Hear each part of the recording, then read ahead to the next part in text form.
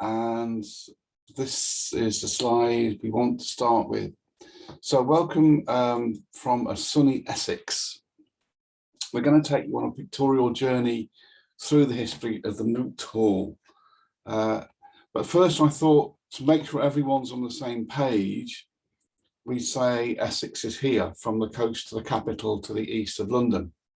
Now, I think you probably all knew that, but just to be sure, do you know where Malden is?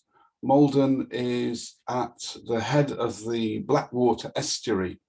It's a very old town. There was a Battle of Malden in 991, which we lost, but there's a statue to the man who led it. Boats from Malden used to ply up and down the east coast, the Thames barges with their brown sails. Just note where Leia is for a second, because we'll come back to that during the presentation. What are moot halls? Well, moot is the Saxon word and it means a place of assembly.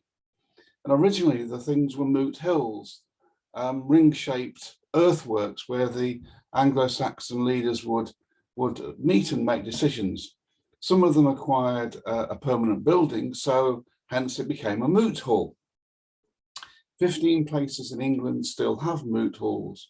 They include Aldborough, Colchester, Daventry, Keswick, Newcastle upon Tyne, Steeple, Bumstead, and of course Malden. So a few facts about Malden. It's in the High Street. It's hidden in plain sight. Lots of people walk past it. They don't see what it is. They don't know what it is. They don't realise how much there is to see and what the history is. It's from the 15th century. It was a private house. It was a courtroom. It's been a prison. It's been a council chamber and a police station. Currently, the town of Malden own the building and they promote educational visits from schools. We're going to take you on a complete tour of the building, the committee room on the ground floor, the cellar, the prison yard. Now, you might think the prison yard's boring, but there's lots to see there. The county court, on the courtroom on the first floor, the jury room, the balcony, the council chamber on the second floor, and the muniment room on the second floor. And then we'll go right to the top. And no one is going to have to walk up any stairs. This is a schematic of the building, and as you'll see on the ground level, we have the police station common room. On the first floor, the magistrate's court, up again to the council chamber, then views from the top, the bells. You're going to see some marvellous photographs of the walls and the brickwork in this building, down to the exercise yard, and there's the underground cell as well. So I'm going to hand over to Julie now, who is, as I say, the expert on the building. Julie, why was the Moot Hall built? Hi, Mike. Thanks for that. The Moot Hall was built as a brick extension to a timber manor house that was already on the site. A young upstart lawyer by the name of Robert Darcy had rolled into the town and got involved with a legal dispute with the Bishop of London and regained the right for the town to have a Moot Hall and its own governance. On the writing on the back of that, he became the King's Escheator for Essex, which meant he dealt with property that was in limbo because perhaps a courtier had died and there was no obvious claimant, or the claimant was underage. So basically he dealt with children and wealthy widows, one of whom he married, a woman called Alice Fitz Langley. He married her in 1417 and then set about spending her money on this elaborate brick tower, which was added to the existing timber manor house on the site, which would have taken up, as you can see, the space where the brick tower is and the end of the portico. You can then see a grey building and then a building beyond that.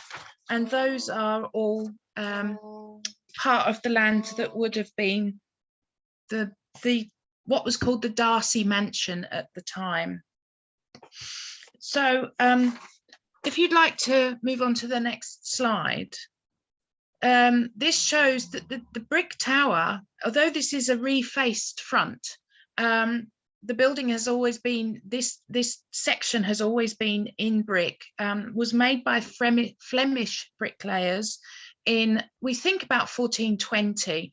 And what you can see here is the front of the building, the portico, which is a later addition, I'll talk about in a minute, and the clock, which is linked to the clock bells, which you can see hanging in the Victorian belfry. And there is a second wing just slightly off to the left, it's offset. And what you can't see from this angle, but we will show in a minute, is there is actually a brick stair turret, which is off to the right as you look at the building. As this case, you can actually see we have our Christmas decorations up. It is always a centre for the Malden's town decorations, and we always have a beautifully decorated tree and lights. It looks absolutely glorious. It is the centre of Malden's civic activities. You can move on to the next one if you like. Okay, so this is on the outside of the building. This notice board is part of the information that's under the portico, and is the town council are the remnants really of the borough corporation that ran Malden from 1171, when we first received our borough arms, which you can see there at the top of the sign. In 1974, we became the Malden District Council. The town council then became more of a parish council, but they are fortunate or otherwise to look after a number of beautiful old listed buildings. The Moot Hall being probably the best one of the lot. It is Grade 1 listed, and you can see on this, you can see a number of other buildings mentioned, all going back a long way in history to the 13th century. So yeah, that's the properties that are also in the portfolio of the town council and the care of local people. If you'd like to move on to the next one. Let's go inside. Well, the first thing you see when you come in is this rather forbidding door. Probably originally an external door. It is now an inner door. There is a little porch area which supports a newer staircase that goes up to the upper floors. When that was put in, the doors were reconfigured. As you can see, it is a laminated door with multiple layers of pine on this side, which faces the street and would originally have been opening onto the street. The planks are vertical. On the other side, you'll see that they run diagonally and they've been riveted together. This elderly strap hinge is absolutely beautiful. We think the door dates from 1576. When the building was taken over by the town borough corporation and became the Moot Hall, as you said, place of assembly, when it was purchased by the corporation and ceased to have any involvement with the Darcy family. There was an occasion where there was a preacher in the prison in the 1660s, and he made so much fuss, they actually added this hatch to allow the preacher, John Horrocks, to preach to the town at the time through the hatch. 500 people would gather to hear him from inside the Moot Hall prison. If you'd like to go to the next one. So we go into the committee room, the downstairs room. It's in this format, probably from about 1920. If you'd come in during the 19th century, this was a prison and then a police station.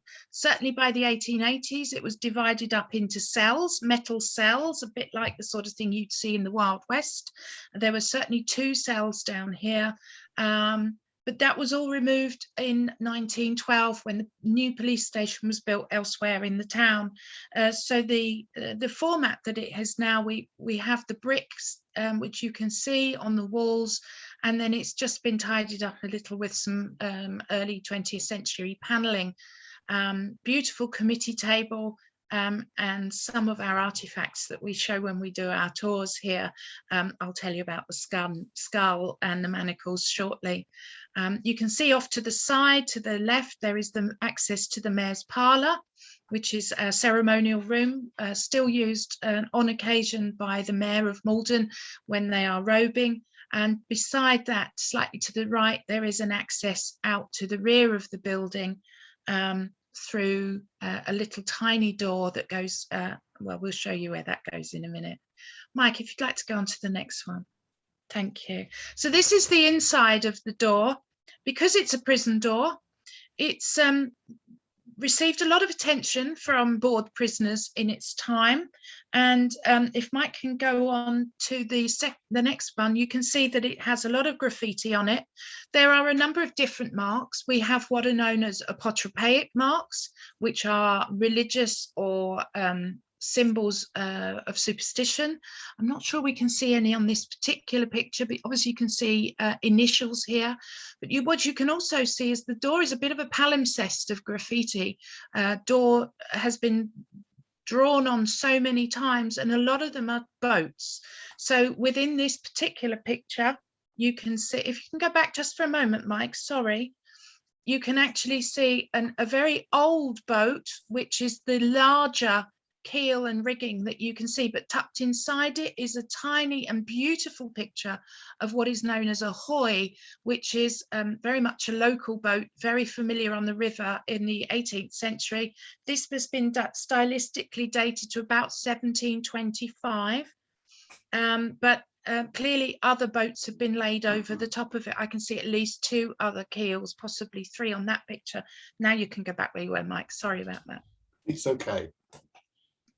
And again, you can see here we've got multiple boats drawn over the top of each other. So here is quite a clear one. And I think this is intended to be a barge because there are some signs of a lee board. But if you look in the top right corner, you can also see a small witch mark and a apotropaic mark where you have 2 circles, overlapping circles. We found this symbol in a number of places in the Moot Hall. They are always on doors or entrances in and out of the building. They're designed to keep the witches away, and I believe they've worked so far. But what you can also see in the bottom, just in the bottom left, is you can see the tail end of 2 M's or inverted V's. And this again, that's it. So that's a sign for Mary, Mother of God. And when you see the V's the other way up, it is Virgo Virganum, means the same thing. So that's a religious symbol, but doing the same thing. Somebody is asking for protection. And we've seen these symbols all over the building. It's richly decorated, and we're very lucky. Okay, I think we can go on from there. What we got next? Next one, please. Ah, yes, the murder painting. This came to us in the 2nd decade of the 21st century. This painting actually represents a relatively famous murder case that came to the Moot Hall. This is actually the inquest into the death of a man called William Belsham. William Belsham was bludgeoned to death in a cowshed just outside the town, and it didn't take long for the men and women of the town to realise who had done it. This guy who is seated, who goes by the name of William Seymour.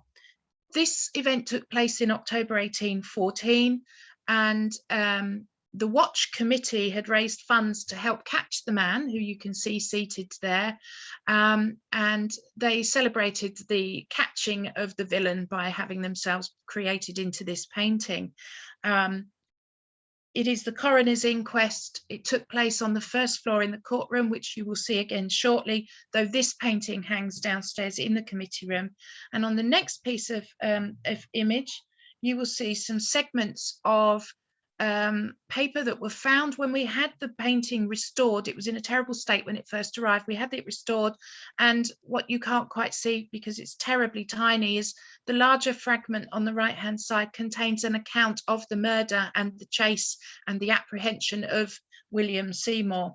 He was eventually hanged in March 1815 for his part in this murder.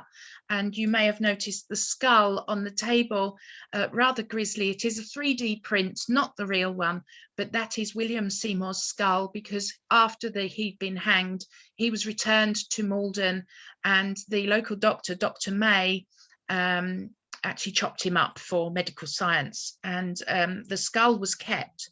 We've since had the skull scanned, and he's at the Moot Hall.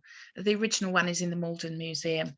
I've completely forgotten the word for chopping someone up to analyse them after they've died, but I'm sure it'll pop back later. Next one, please. anatomized. There we go. Knew it would come back. So here we are. We can see William Seymour's 3D printed skull, and also some of the collection of manacles that we hold at the Moot Hall. Rather grisly, but the kids love them. They're fascinating. And you can see here the third doorway on the back wall of the committee room, and that is the archway that goes through to our pride and joy, which is the spiral staircase. Probably added a little later than the hall was originally built. It was certainly in place by about 1440, and is one of very few brick spiral staircases from the early 15th century. It is absolutely beautiful, all brick, and this spiral continues all the way up to the entrance to the roof. Although it is sealed off at just above this level, you can't access the whole building, but you can access the upper floors once you're up there going through the new modern staircase, which was later added. It is an incredible testament to the bricklayer's art, as you can see, and it's called a newel staircase because it rotates around this central column, which goes, as I said, all the way up to basically to the flagpole, and also has this integral hand-rubbed brick handrail that you can follow, which is inset in and original to the staircase. It is truly magnificent. We're very proud of it. Next one, Mike. So going back into the committee room and coming back to this door, this is the door that goes through to the cellar, sometimes known as the dungeon. I think one or two guides in the past may have had a bit of a game with this. There's no evidence that the cellar had been used as a dungeon, but it was a strong room built for Darcy's treasures to be stashed, the strongest room in a fortified manor house. This particular door is very, very special. It dates to about 1420. You can see the strap hinges on it, which tell us it's original. And also the graffiti is upside down, because at some point in the 20th century, it has been hung the other way up. You can actually see damage in the top right-hand corner where the wood had rotted and the hinges were falling out. So they've been very reused, recycled. They've just turned it upside down and hung it the other way. So again, you'll see Virgo Veganum engraved on that door as well. So here's the medieval strap hinge. It is beautiful, handmade, obviously, at the time, very rare. And if you open that door, you step down into a passageway. Now, the passageway has been cut through the thickness of the wall. This tells you how thick the walls are, and is actually been cut through to give access out to the prison yard, but actually cuts right through the dome of the vaulted cellar, leaving just this small hatch that you can see to the left-hand side. That hatch takes you down into the vaulted cellar. It's rather damp and dreary and quite unpleasant.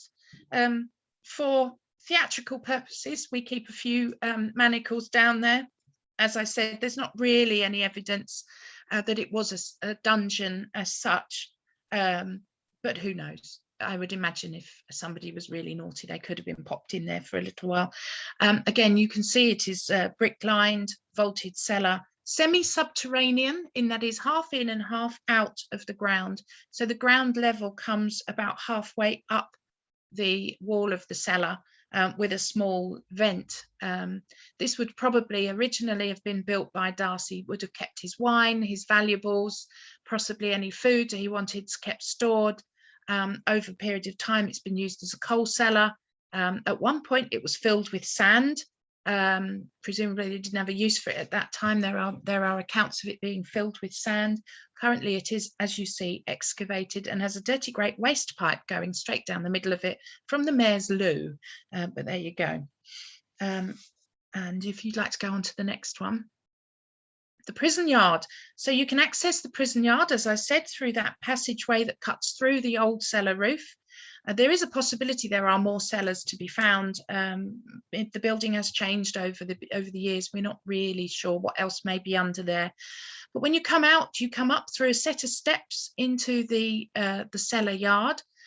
You will see from the picture on the right that we've had to raise the pediment wall on more than one occasion. The first occasion was in the 1880s after a rather dramatic escape. Somebody was taken out to use the loo, which you can see in the corner is the elegantly named pissoir. We'll say more about that in a moment. There used to be a wooden framework that went across the roof, and you can just see some scarring in the walls where the wooden framework was attached. It was then raised up by about 6 or 7 courses, and then raised again and spiked. And then the top half a dozen courses, which are in the slightly lighter brick, were added only a few years ago. I was giving a talk on one occasion, and the people who live in the house next door had built a deck, and all their washing fell down on top of me. So it was, and we've had wine glasses and barbecues and all sorts come over. So it was raised again for safety, because the people have a higher level deck now in their garden. So that's the prison yard. If we could go to the next one. So the prison yard was laid out in 1836 after prison visitors, the Prison Reform Act had come in 1835. The police station had been created, so we had borough constables, and it was decided that we needed to have some form of external space for exercise and the call of nature, as you can see here. It's very, very basic, but it is covered in graffiti. And if you could go on, Mike, to the next one. There are a series of interesting brick. Almost every brick is covered with something. This one in particular, as you can see, a rifle with a bayonet, so presumably a soldier. Malden was a barracks town. From the early 1800s onwards, we had a barracks in the town, and soldiers are like sailors. They're always getting themselves in trouble. So it's likely that a soldier would have been done this. They would have had lamb bones and things. We obviously wouldn't have had blades. They were removed. We've got records of who came in with knives and things, but they were always removed from them. And we can move on. There are some other examples. This one is actually S. Gribbins of 1852. His full name appears also in a kind of cartouche somewhere else, but you will notice this isn't Mike's bad photography. This is written back to front. He was writing in mirror writing, and he's done it the same with his name in full. So yes, we don't know why, but he used mirror writing. He may have been left-handed or some form of dyslexia, or just like to be different. We don't know. And the next one is a guy called George Amy, and George starts off small, and his first graffiti is about 3 feet off the ground. But over the years, he must have grown up. He is a serial offender. We've started to find his name in some records. We are researching the prison records and the court records. And George does grow up, and his top one is about 6'6" off the ground. And I think that's the one that, yep, that one there. So he was clearly a regular visitor to this prison yard. I think we've got 1 or 2 more, Mike. Some of them give us a bit of an address. So here's A. Robinson of Putney. And he's, again, it's a palimpsest over the top. You can see other graffiti below. And here we're just going to come on to, you can see he's drawn over the top of some more. And this one is an otter footprint. So it shows that the bricks, when they were wet, there was obviously wildlife running around. We've found evidence of brick clamps elsewhere in the town. We do have London clay.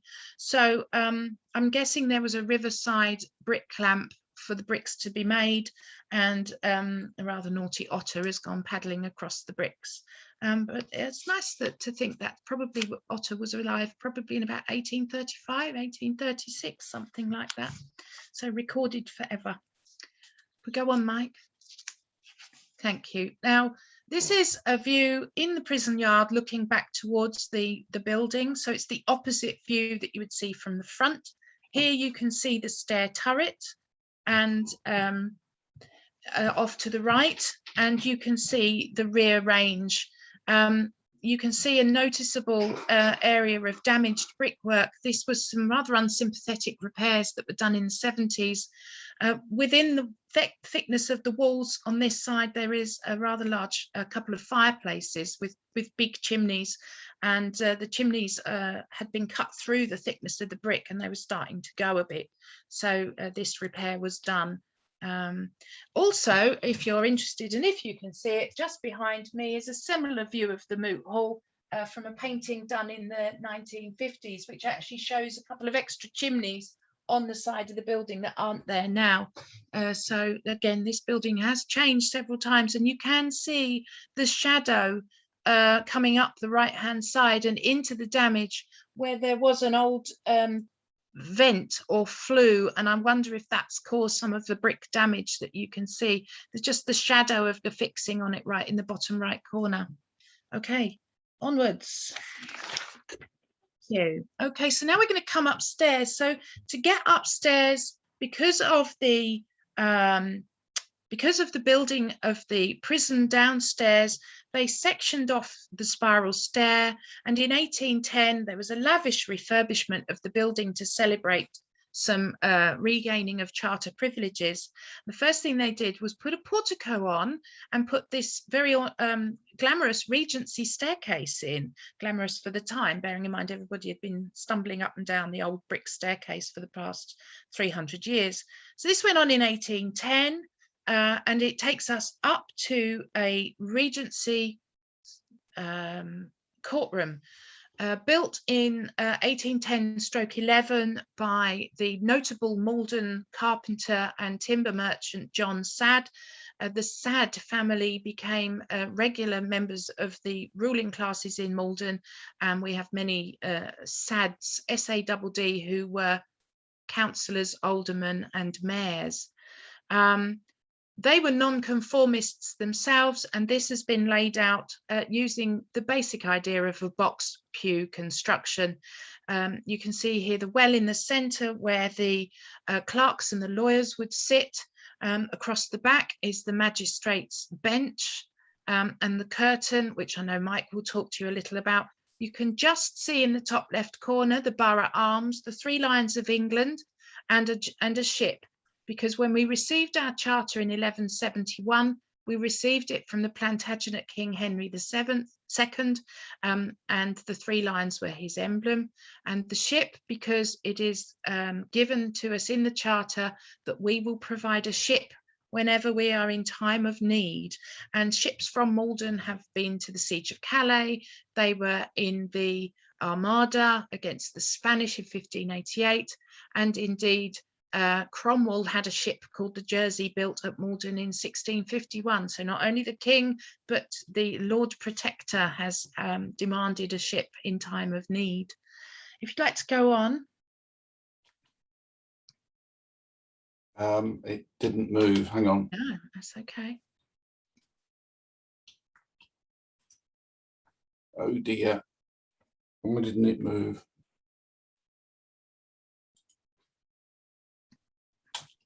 Oh, it's gone now. There you go. That's it. Okay. So you can see a little more here of the courtroom.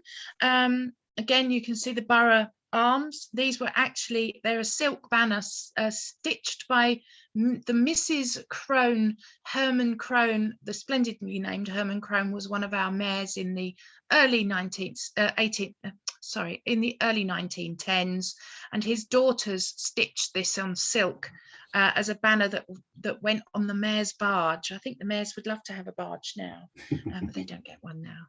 You can also see the gasolier. This is all part of our listing, in that this is a converted gas lamp that is now electrified, but it all adds to the sort of stately nature of this rather forbidding courtroom. It feels very Dickensian because of the ebonized wood, and I would imagine it was quite a terrifying place to be. You can see off to the right the staircase, that the door to the staircase which takes us up to the rest of the next floor. Mike, if you could just move it on one for us. And there you'll see a small step. This is in the prisoner's dock, and I think Mike would like to tell you a little about this. Well, one of the things that the guides do is they ask you, well, why on earth is there a step there? And there's a step there because children couldn't be seen by the judge. And so I had to pay a couple of ice creams to my friend Molly to pose for this and just peer over the edge. And you see the judge there is going to send her to Australia.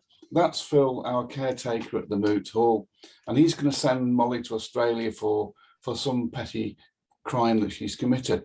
But Molly's mum is going to save her, because Molly's mum is hiding behind the curtain and she's offering a £10 note to the judge. And that's why the curtain's there, so that people couldn't offer money or inducements to the judge. Now that's all very humorous, but let's be serious a second. You see the visitors book here from 2015, 17th of October. Raymond Bradbrook from Australia came, and he was very pleased and honoured to be here. Well, he was pleased and honoured to be here because before Raymond Bradbrook, somebody called Berry Bradbrook was actually sent to Australia from this courtroom. And Julie's done quite a bit of research into Berry and what's happened to him. And we're going to just talk about that for a few minutes now. You may remember I mentioned the word Layer on the map there. Well, Layer Breton is next to Layer Hay, where it was on the map. And Berry lived there, and he was born in 1823. And he came to Malden for the summer fair in 1837. And under cover of the hustle and the riotous behaviour of these events, at the time he stole a silk handkerchief from Mr. Balderston. But he wasn't very good, and he got caught. And so on the 16th of October, he found himself in the quarter sessions in that very dock, probably standing on the stool there so that he could be seen by the judge. We don't know. But swiftly he was found guilty and sentenced to 14 years of transportation to Australia. Remember, he was only 14 when he was sentenced. The Chelmsford Chronicle, which is still a newspaper that's around as the Essex Chronicle, reported that Berry was taken from the Springfield jail. Springfield jail is still there in Chelmsford, to the prison hulk Fortitude, and later to the prison ship Euryalus. But the recorder in Malden at the time, Mr. Walford, petitioned to have his sentence reduced. And it was to 7 years for stealing a handkerchief. So back he went to the Fortitude and on to Australia, where he was freed in 1845. And we believe that Berry was a pulling hand on a whaler. He seems to have moved to Adelaide, where in 1846 he opened a greengrocer's and a general dealer's. He opened a butcher's shop. Note how they spelled Weymouth in 1847, and the year after he married Harriet. Ultimately, he became a farmer and a landowner in Athelston and purchased 33 acres of prime market garden. They had 3 children, and Berry died in 1865. That's one of those accidents of history with Raymond coming back over here. We would never have known that if he hadn't told us. So we're still in the courtroom, and we've turned 90 degrees to the left from the dock. So back to you, Julie. Thanks, Mike. I will just add, I think it's a terrific story, the story of Berry Bradbrook, because there's hope in it. Despite the fact that he left England, never saw his mother again, he did see his family, because at least one other brother managed to get themselves transported as well to join him out there, because it was the cheapest way to get to Australia, as long as you were prepared to do the time. And they founded quite a dynasty out there. There is still a Bradbrook Road in Adelaide. And there are still Bradbrooks out there. So, they done good, which I think is quite reassuring, because, we always think these stories of transportation have such dreary ends. And for many, I guess they did. But for Berry, he probably did a lot better than he would have done if he'd stayed in Layer. So, yes, on to the rest of the courtroom. So if you'd stood in this courtroom in 2005, you would have seen the fireplace that you're looking at now, but where the bricks are, you would have seen a rather large and quite bland painting of George III. George III, we found out, was nobly holding up the ceiling because what had happened was the sole plate at the top of the wall had rotted, the crossbeam had sagged, and the ceiling was now wedged against the rather large plaster frame that was the painting. You can't quite see from here, but the top of the fireplace still bears the marks where the painting had got so firmly wedged. As part of a big refurbishment of the Moot Hall that took place in 2006, due to some somewhat sinister cracks appearing, the painting was removed, the scaffolding went on, and when the plaster was removed, they found this ornate trefoil-headed arches above the fireplace. What this really is a decorative overmantel to a large fireplace, which was much larger than the one you see there now. The bricks were ruddled. There's still some sign of it in here where the bricks were painted red and the mortar was painted white. And that tells us this is Darcy's great chamber, because he was showing off his brickwork. This makes this building, now I have to get this right, the earliest decorated, it's got twiddly bits, secular, it's not religious, brick building in East Anglia, possibly Britain. We'll go for that. We'll take that. They couldn't put the painting of George back because the bricks are far more exciting and give us an even more important status in our listing. What you can also see on this Victorian fireplace, which sits below the brickwork, you can just vaguely see it. There are 3 masks of a lion's face. They're all slightly different. And those masks again represent the 3 lions of England. And in between, you can see 2 bundles of staves with an arrow at one end and an axe at the other. And these are the Roman symbol, the fasces, from which we get the word fascist, but in this case it is the symbol of the state authority over the individual. And no doubt anybody who was unfortunate enough to be in that dock would have no doubt about the authority of the court over them. We'd like to move on. There we have a close-up here of the arches. They would have been more symmetrical. Obviously, there's been some damage, and you can see the plaster on the inside there. To us, they look quite plain. You wouldn't have brick as your decorative choice necessarily, but this was very, very important stuff at the time, and the Darcy family were at the forefront of this kind of decorated brick building. Very important. And onwards. So here we have, oh, there was a fireplace there, but it's gone. That's fine. We've already discussed the fireplace. So then we have a couple of extra pictures that are in the courtroom. The first is a rather unusual one. You may think you are looking at Charles II, and indeed you are looking at the face and the hair of Charles II, but you are looking at the body of George I, the first of the Hanoverian kings. This is by the school of Godfrey-Kneller, and for reasons known only perhaps to some 18th or 19th century Maldonian, they have modified it to look like Charles II, the Merry Monarch. I mean, I do know that George I wasn't the most popular of kings, but there you go. They painted his face differently. And the next painting, my particular favourite artefact in the building, this rather cheeky girl, whose eyes follow you around the room, is our Elizabethan lady. She is wearing the garments of the court. She has the 3 ostrich feathers in her hair. She has the cult of the Virgin Queen attire, in that she's wearing the large farthingale, the beautiful ropes of pearls, and the fan in her hand. She's white-leaded. Her skin is white-leaded. So she dates probably to about 1590. We think she could be Bess Throckmorton, whose father was the MP for Malden in the 16th century.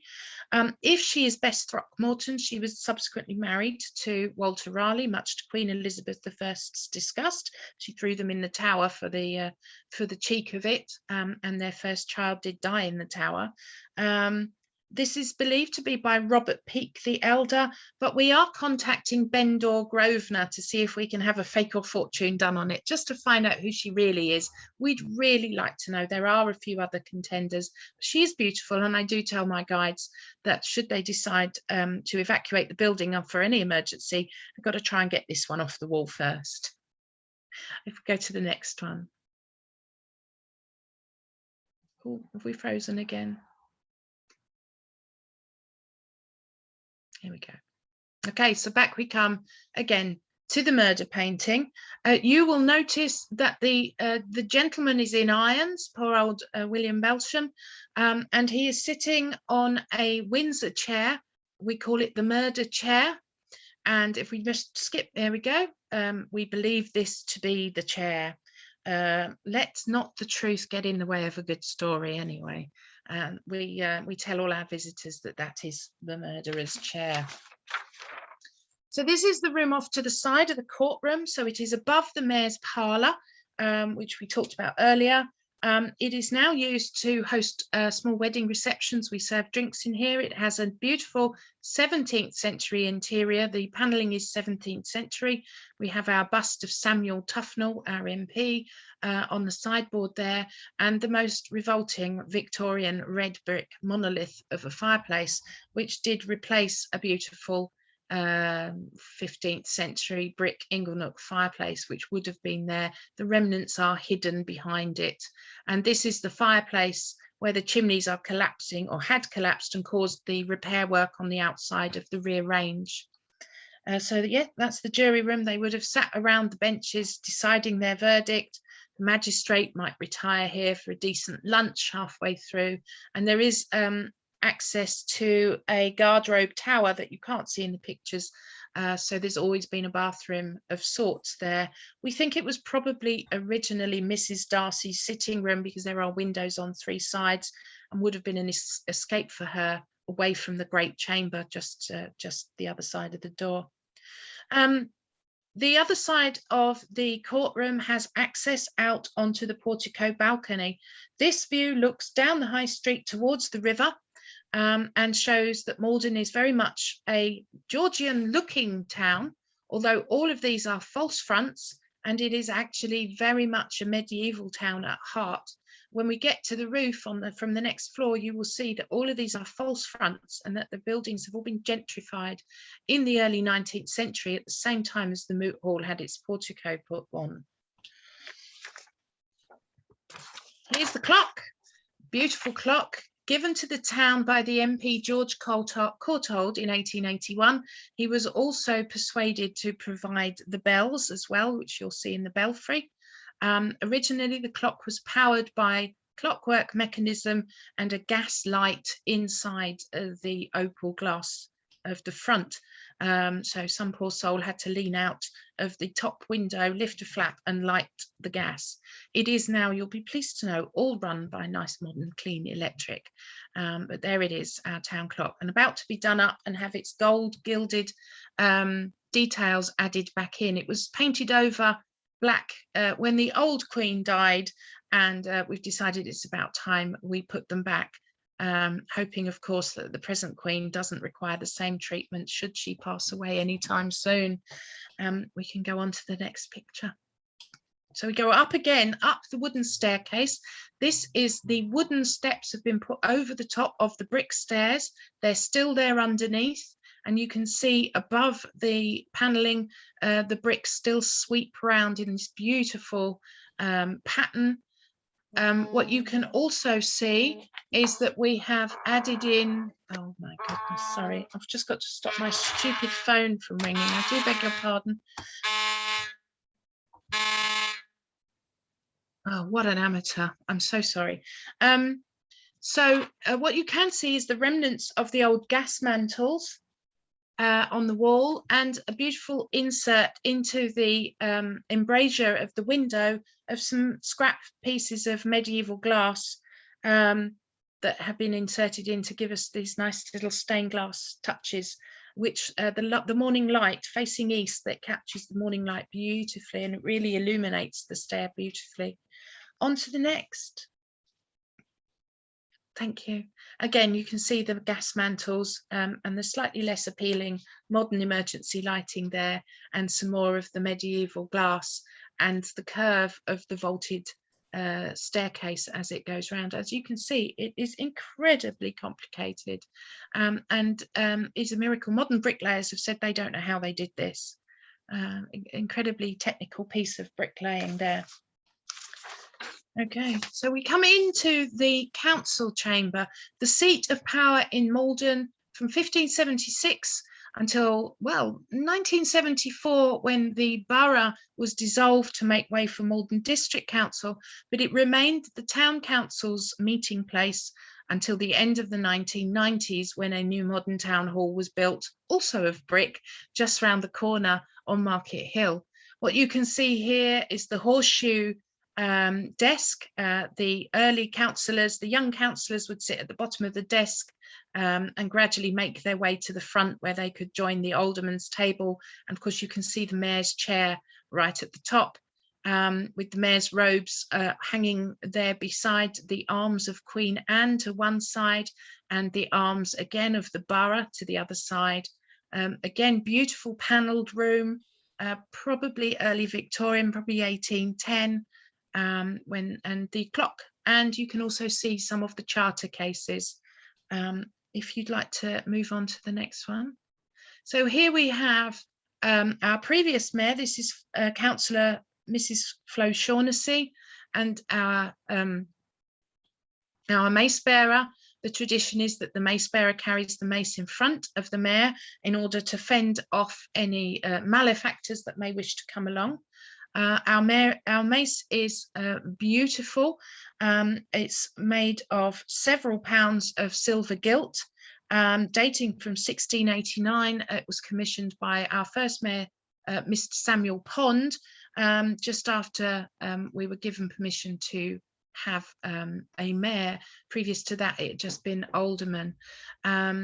We didn't keep our mayor for very long before we fell out with the authorities and lost our charter for some years. It was returned in 1810, and the mace has taken part in all civic ceremonies since that time. It's laid in front of the mayor's table and forms the validity, if you like, of the council in session. So there we go. That's how the mace works. Also in the courtroom, in the council chamber, we have this beautiful portrait of Queen Anne, the last of the Stuart monarchs. She died in 1714, having had and lost 14 children. It was her leaving the throne without an heir that caused the Stuart dynasty to cease and the Hanoverians to come in. We know that Queen Anne had a hunting lodge out at Wood and Walter, which is a village just outside Malden, which was broken up after her death. And we believe that that's when this portrait, also by the School of Godfrey Kneller, was purchased by a couple of aldermen and presented to the town. In the cartouche that you can't quite see from here, you can see it, but you can't read it. It actually is dedicated to the town of Camulodunum, which is actually Colchester, but it was believed at the time that the Roman settlement of Camulodunum was Malden, and that Malden was a corruption of Camulodunum. They did believe if they knocked down the church next door, they would find the Temple of Claudius, but that has since been proved to be at Colchester Castle, so we're very glad that they didn't. If you'd like to move on. Here we have one of quite a number of charters. These are 20th century copies. The originals are held in the record office, but they do somewhat pleasingly have the holes and marks of the drawing pins. So obviously the 13th century originals were held into these cases with drawing pins originally, which I find quite amusing. Each king in turn would ratify the rights of the borough to be a borough, the rights to collect fees from the port, to hold a courtroom, to have the right to a gallows, a tumbrel and a pillory. It defines the boundaries of the borough and also the right to have a market. All of these would be ratified by each king, and if there was a change of circumstances, somebody would be sent to petition the king, perhaps for improved rights and privileges, which is why we have two from Queen Mary I. We have one from her in her own name, and then 2 years later we have one in the name of Philip and Mary, because she had married Philip of Spain. So we saw that as an opportunity to gain some extra privileges. If you'd like to move on. It's stuck. It's stuck. Sorry. Whoa. On. There we go. So Clock. this is a rather beautiful clock. We have a pair of these late 17th, early 18th century long case clocks in the chinoiserie style. This one, they both work, they both still chime, and they have the most beautiful quarter chimes as well. This one is by Edward Hunsdon of Chelmsford, though he did have a shop in Malden too. If you'd like to move on. Here we have our portrait of Dr. Thomas Plume. He may not be familiar to many of you if you're not local. We still have a Plume School in Malden. He founded the Plumium Professorship of Astronomy, and also when he died, he was a bachelor clergyman, and he left his own library to the town in a purpose-built building that he had built some years before he died. The library is still in place.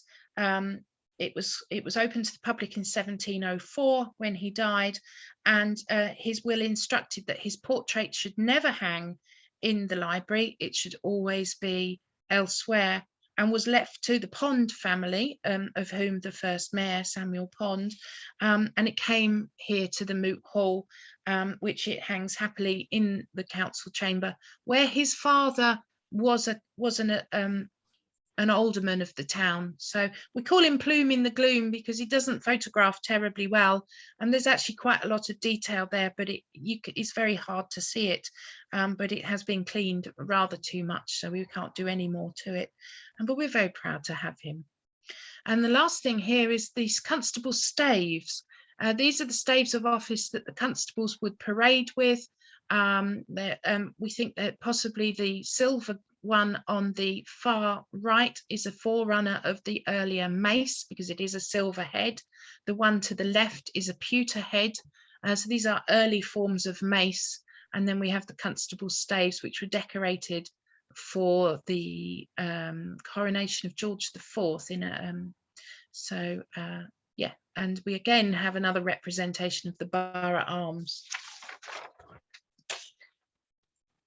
A muniment room. Mike, am I doing this or are you? Oh, I'll do it. You do this bit, yeah. Have a rest. Muniment is a legal term for a document, a title deed, or other evidence that indicates ownership of an asset. I mean, today I guess we have deeds of our house, but the words derive from munimentum, meaning fortification, bulwark, and thus muniments of title were written evidence that the owner had to defend his estate. But where would you keep them? Well, you would keep them somewhere safe, wouldn't you, Julie? You certainly would. One of the few muniment rooms that I've heard of, apart from ours, is the rare collection of documents at Westminster Abbey, which has a muniment room. But in Malden's case, we have a muniment chest. And this rather elderly example actually dates stylistically to around the late 1400s. There's a very similar one at Leomani. This one has 3 locks, as you can see, and only one of them, well, all of them have been damaged. One of them has actually been they've been yanked open because when we lost the borough charter in late 1600s, the town clerk mortgaged all the documents in order to raise money. They even mortgaged the Moot Hall, and no town clerk would do that now, I hasten to add. And I happen to know there is a former town clerk here tonight, so they would never consider doing such a thing. But you can see that the locks have all been forced open for this nefarious activity to go on. It's a medieval iron-bound 6-plank chest. It is only made of 6 pieces of wood, and it is extremely heavy. So if it was brought here in 1576 when the borough moved to the building, it hasn't moved very far, but it could equally have belonged to Darcy and have been there all along. It's not easy to move. And there it is, there's the lid. We have here the borough seal. This is a beautiful little mechanism made by Malden Ironworks. We have a great tradition of the ironworks in Malden. Again, there's a representation of the ship from the borough arms. This was a wind-up mechanism, so you would impress the seal into a document, or possibly, I don't know if it could be used on wax, perhaps, to ratify any documents. So that still has it. It would have been used until 1974, when the borough became the district council and a new seal was created. And we have one little artifact that's been hanging around in the Moot Hall for heaven knows how long. It has a label on it that says Admiral's 6 bar. And we don't know, we just call it the Admiral's hat box. Malden did have a court of admiralty. So did an admiral come in with his hat in a box and go out with it on his head and leave the box behind? Or was it used originally to store a mayor's hat? They are very similar. We don't know, but it's rather lovely, and currently has gone walkabout. So we are on the hunt for the hat box at the moment. And we have very close links to the town of Malden, spelt wrong, M-A-L-D-E-N, in America, in Massachusetts. And there have been regular visits between the two towns. This is a copy of the Declaration of Independence for the town of Massachusetts, Malden, in 1776. Rebellious colonials, the lot of them, obviously. And now we go up to the roof. And we start with the door that confounds all our visitors. This is actually a sash door. There's no room really for an opening door on the site of this staircase. So they've rather cunningly put a sash door in. As you can see, it slides up, and regularly trick my visitors with that one. And that takes us into the very, very steep staircase that goes from the top floor to the roof. Again, guarded by one of these apotropaic witch marks of the two interlinked circles, designed to confuse a witch who is so busy following the circles that they cannot escape and cannot get into the building. This one is right at the top of that staircase. And there you are looking down the staircase. As you can see, it is very steep, not for the faint-hearted, but it does get you up to the roof, where you have the most spectacular views. And I think Mike is going to take it on from there. You come out of the doorway there, in the staircase onto the top, and you can see for miles and miles, which I'm going to prove to you shortly. We managed to get the mayor to come up there for us as well, and you can see to the right it's high tide, and the Malden estuary, the Blackwater estuary, is going out. Another view across there. There are the bells, and people think that it's the church bells ringing, but it's not, it's our bells. A close-up of the bells if you're interested in bells. A longer view towards Bradwell, out to the sea, and you can see how the estuary bends around there. That one's not quite at high tide. Now here you can see the end of the promenade. If you follow my little arrow there, we get to the statue of Brythnoth, who lost the Battle of Malden in 991. You can also see some of the Malden, some of the Thames barges on the Hythe Quay there. A different view, looking the same direction. We mentioned the guides like to trick you, and the guides will ask you where these 3 towers are. And most people think, well, there aren't any tower blocks anywhere near here because we're in the middle of the country. The tower blocks are actually on the seafront in Southend, 10 miles as the crow flies, 25 miles by road, and about about an hour round by road. The high street's down again at high tide. As Judy said, the buildings, all the facades at the front, and their medieval houses at the back. The church, top of the high street.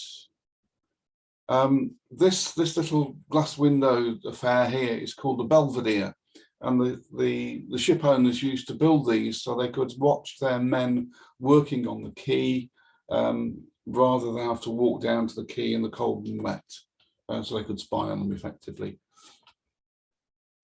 Looking down from the top at summer. So apologies, we have gone a little bit over time, but if you're ever in Essex, you can book a visit to the Moot Hall. And I'm going to stop sharing my screen and go back over to Fiona. Sorry about that. I rather took longer than I should, didn't I? It's hard to shut me up when I'm talking about the Moot Hall. You're muted.